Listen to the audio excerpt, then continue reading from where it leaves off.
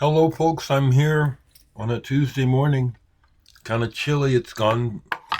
Temp. It was nice last couple of days in the 50s, but this morning it's back down to 9 degrees. Cheers.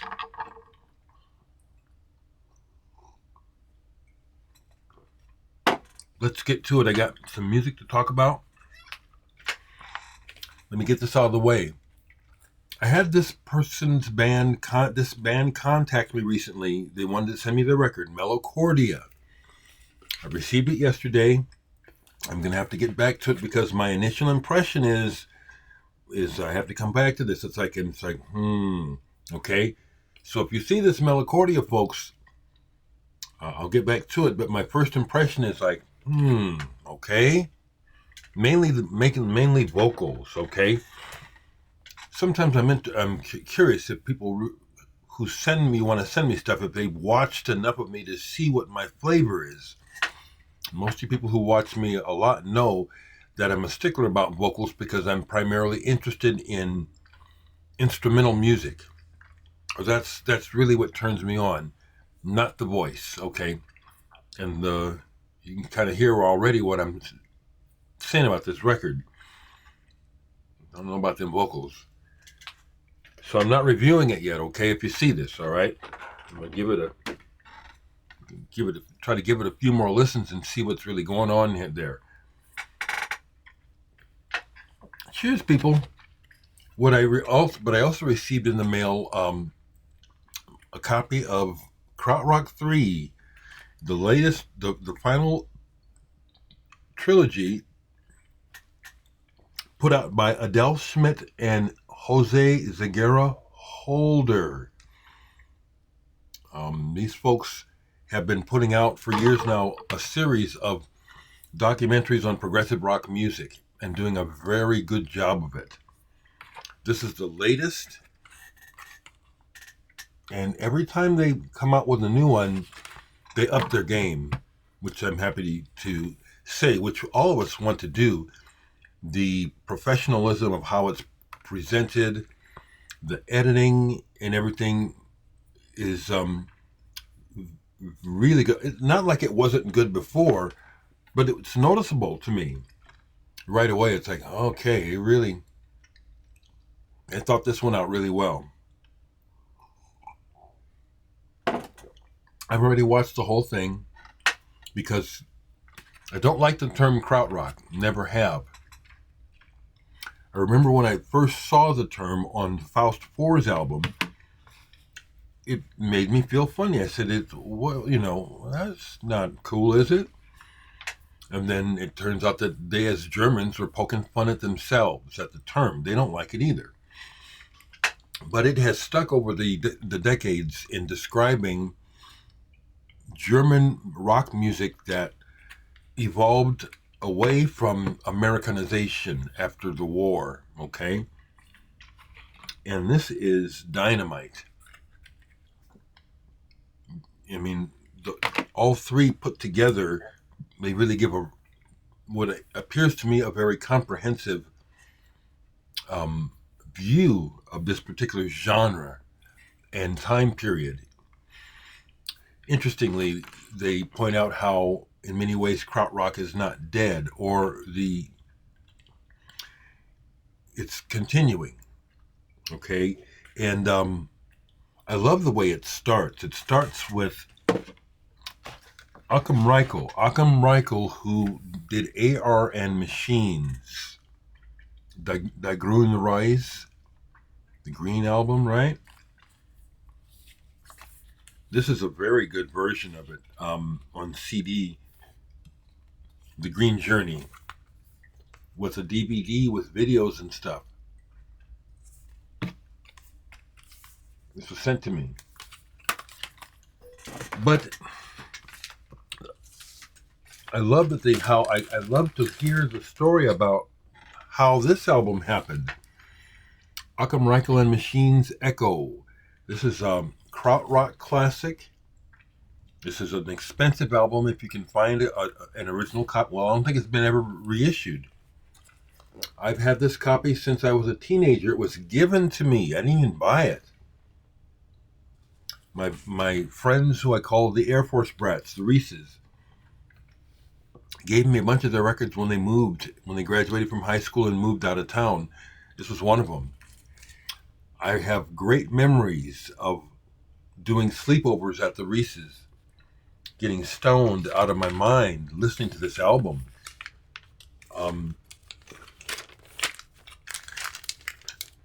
Echo guitar, tape delay. He explains how he kind of happened upon it and how it just one thing led to another. And the recording, how it's just great. Wonderful, wonderful. I also have to give myself a plug because Adele Smith and Jose Ziguera Holder have shown themselves to be experts on progressive rock music through their work on their documentaries, all the people that they have met and interviewed and even befriended. So it means a lot to me that Jose Ziguera Holder's end of the year best of list for 2024 included my album, Inner Image. That means a lot. So I just pulled a few records because I have a lot of what they talk about in the movie, in the documentaries, pardon me. And I love the music. It was great that they interviewed Harold Groskop, who was in Wallenstein as well as other bands, played with Klaus Schultz. This is their first album. And Blitzkrieg, it turns out, was the original name of the band. This is an original on Pilks. Now, I've been following this stuff for so long that years ago, when I was first getting into it, I bought the Wallenstein album. I think it was called Cosmic Century with the blue cover. Never liked it and got rid of it a long time ago. Of course, now, I wish I had all those records, Hindsight, huh? They did a great segment on Klaus Schultz and the beginnings of Ashra Temple, Schwingungen. This is another one where I remember early days. They gave me an original copy of this, and it was trashed, so it's long gone. This is a reissue. This one as well. They had a copy of this one. I didn't get it, but this is a reissue. Love this cover. I mean, that's just pure classic cosmic krautrock mentality. Isn't that cool? And it's a great album.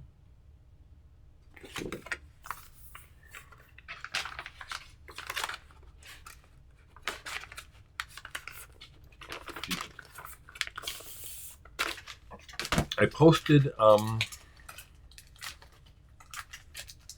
this, yeah. I posted this album on Facebook last night after watching it because it was really good to hear them that they got to talk to Christian Bouchard of Embryo before he passed away. And in the video, he's wheelchair bound and quite emaciated, and his daughter is helping him, and she's carrying on Embryo to this day. But this is their first album, Opal, and I was curious about it. This is not an original. The original on Ore came with a balloon in the middle here, an actual balloon. But I was always curious about this album because this is so much not like the way Embryo ended up. I love how Christian Bouchard just is very direct and honest about how this album was mostly about this guitar player named John Kelly. He was only around for this album.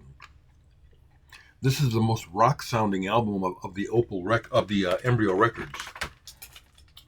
Embryo also was great to see, not just with Embryo, but also with Tangerine Dream and other bands, the involvement of black musicians from the beginning. that always pleases me, obviously, but it always pleases me to know the truth of the matter about history, which is black, brown, and yellow people have been involved in the greatest things to happen in all areas of life. Krautrock is not exclusively white music. It's not. I kind of figured that out from the beginning. This is an early album in my Krautrock collection, Steig Aus, and it's one of my all-time favorites. Dreaming Girls, Jimmy Jackson, the black organist who has a lot to do with the sound of this album. Psychedelic and also Eastern influenced, wild cover, fantastic album, Brain. But as I was also, when I showed the Embryo online in one of the Krautrock groups of all things, there's a comment where someone says, I love Krautrock, but I've never heard Embryo. It was great to see them do a feature on Gunter Schickert. I've had this album. This is a reissue. I had an original, the same dumb story. Uberfallig, Overdue. His first album, which he self-released, I've never seen a real copy of. This is in the same vein as Manuel Gottsching's Inventions for Electric Guitar and ARN Machines. Really, really cool. Good album. I love this stuff. Also, it was good to hear the story of the band Agitation Free, who reformed, but that they were just kids, like many of these folks when they started. They were just kids, and just things slowly developed. This is a French reissue on blue vinyl. I don't know that it's a bootleg. I think it's official, but it also tells the story of how they got commissioned to go play in the Middle East and places where bands weren't known before. The same with Embryo. These are some of the first Western bands to do that, to play in those countries. That's historic. I'm just showing a couple of these records because I've got most of them. Okay, here's one I recently added to the collection. It's a reissue from Bureau B of Cluster with a K. Their beginnings. Cluster started in the 60s. Very interesting story. Konrad Schnitzler was involved at the beginning. It was cool to hear Rodelius talk about their early days where they really did not know what they were doing and actually damaged their hearing at first from playing such abrasive and loud concerts. And interesting, you can hear that still on the first Cluster with a C where they're moving. It's still very buzzy and experimental sounding. Love this album. But then, as he says, as they progressed, they started to make music for their own needs and to please themselves, which leads to, I love this. This is an original on Brain. What a cool setup, huh? They literally were experimenting all of this. As they developed their sound, they did not know what they were doing. I love that. Frankly, when I listen to some of the stuff now, it's obvious. Yeah, they're just, what's going to happen? What are we doing? It's wonderful music, and it's a direct influence on me. I actually have a piece of, I've dedicated a piece to Cluster. It's called Cluster. I have another piece of music called For German Friends, where I'm totally doing the German sound. I love it. And then I heard about the making of this album, Tarot by Walter Wegemuller. It took me a while to finally get a reissue. I've always wanted a copy of this. This became real collectible real early. I mean, I used to see real copies of this way back. Excuse me. And because I would have to always be choosing, that's Klaus Schultz, I could never get it. This is dynamite. The story of the Cosmic Couriers is on there too. So Adele and Jose, thank you for including me on your promo list to send out, because I definitely am getting the word out here. Krautrock 3, this is excellent, excellent. They've upped their game. It's even, more well organized and just everything. I love how they just let the musicians tell their story. The Freeman brothers who run Ultima Thule are also featured throughout the video, and they regard themselves as experts also on progressive rock music, and they're knowledgeable. But I know them indirectly long distance, and we've actually had conversations. I've actually had arguments with them about, I don't remember the record. It was one in particular where they were trying to tell me this doesn't fit on a particular thread they were doing. And I argued that I disagree. I think you guys take yourselves too seriously. You don't. I can't remember what record it is. If it comes back to me, I'll tell you, because I remember that I deleted the post from their thread, but pissed, because it's like, this belongs there. Anyway, they are knowledgeable and longtime fans of the music and champions of progressive rock music. So I applaud them. And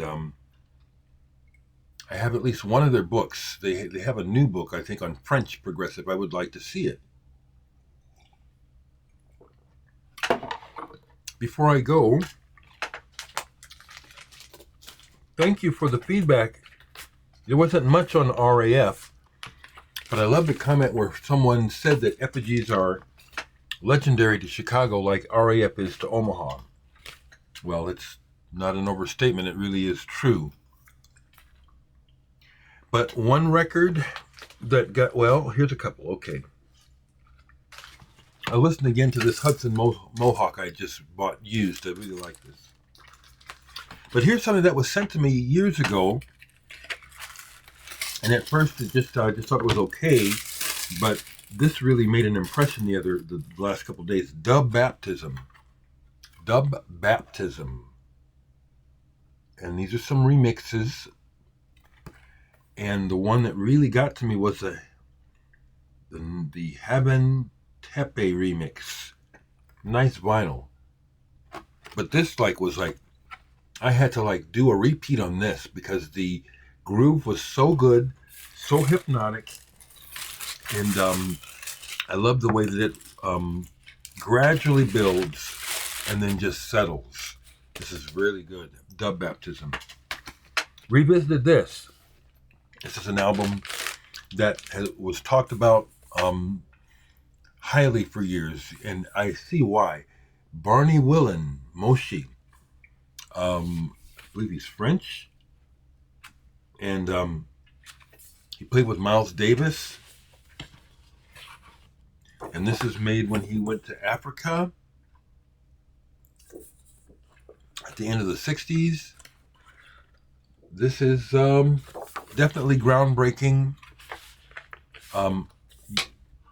Besides the jamming that he did with the people there and the people that went with him, he did a lot of field recordings. It comes with a DVD about the trip. This is intense. This is.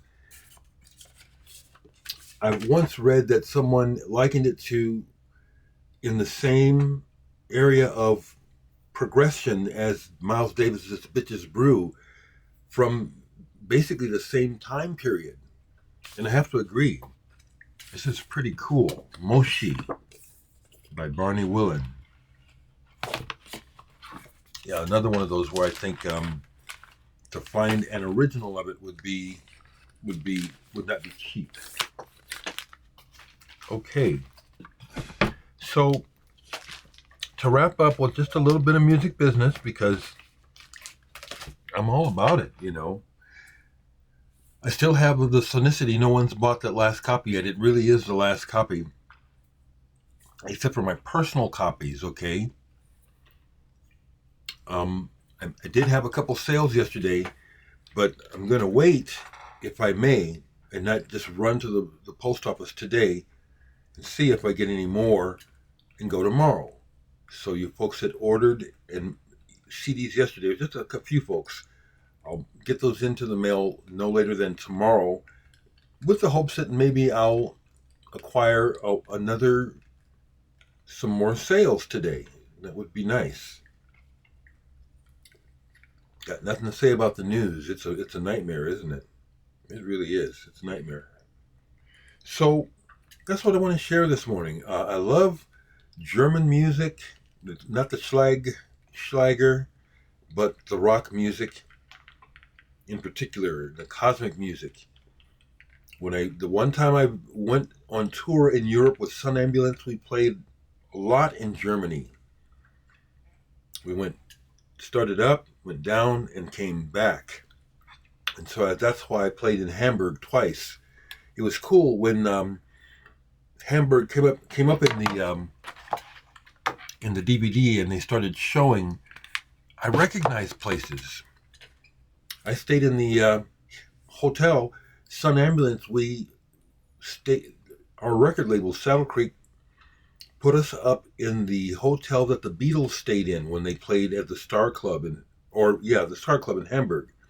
There's a big plaque commemorating it in the hallway, and that was a big buzz. You know, really felt like, yeah, you know, I'm doing it for real now.